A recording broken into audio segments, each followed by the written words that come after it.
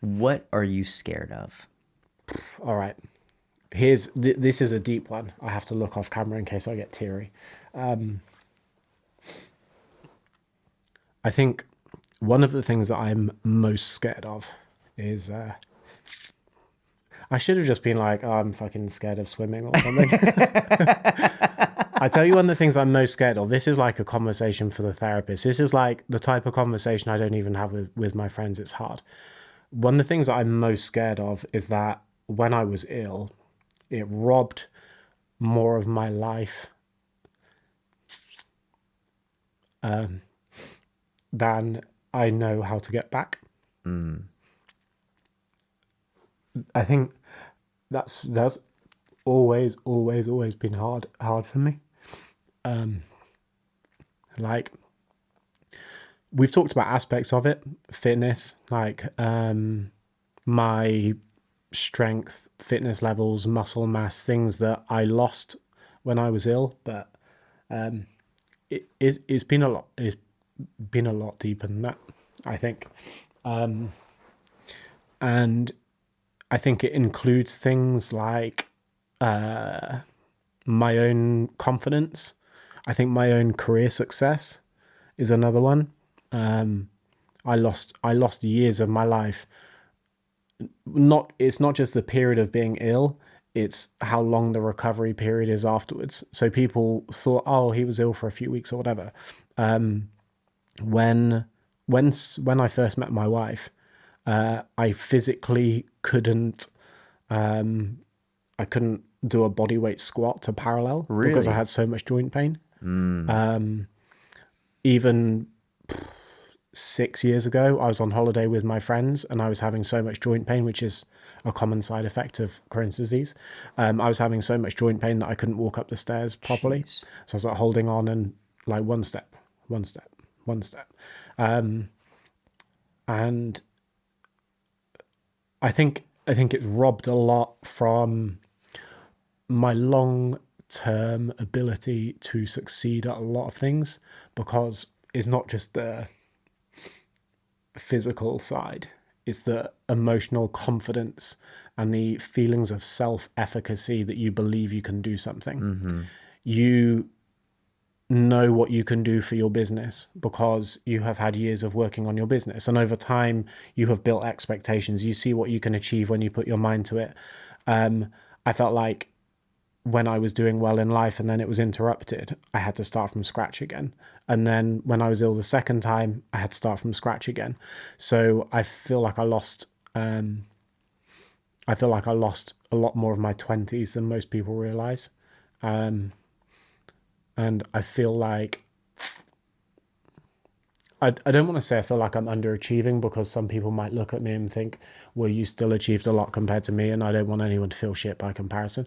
I feel like I've underachieved relative to what I would have done if I'd never been ill, and that's hard. I will say, for whatever it's worth, I mean, from again, it's just my perspective, and I'm not saying.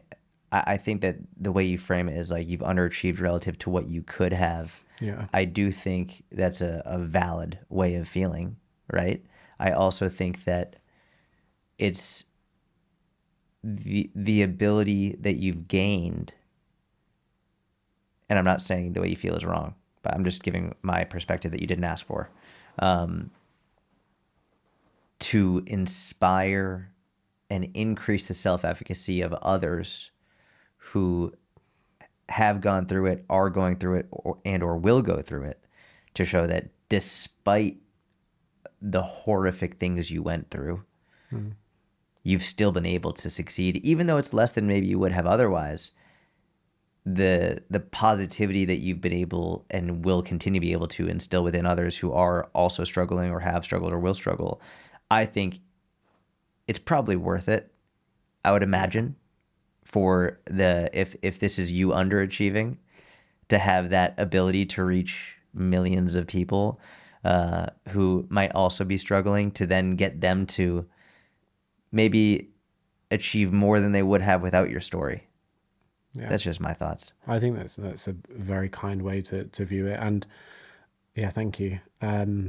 I try and view it similarly, not because I'm trying to find a silver lining to a cloud that I think is dark necessarily, but because in many ways, I don't regret what happened. Not that I had a choice over it, but I feel like the learning curve that it gave me was just a different life path, if you will. I might not have done as much as I would like to have done by this age. And I feel like in many ways I'm kind of underdeveloped.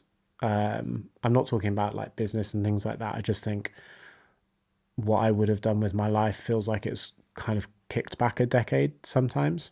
But I do feel like one of the biggest gifts that it gave me is my ability to empathize with people that go through similar. And that's part of the reason that I'm very steadfast on making that type of content, because I think sometimes people think when I make content saying it's harder for some people than others, and I talk about things like mental health or physical health or whatever, I know there are always some people that think I'm pandering, and it bugs me. It really bugs me, because people are like, oh, you keep making content because you're pandering to lazy people or whatever. It's like, I will fucking fight you over this.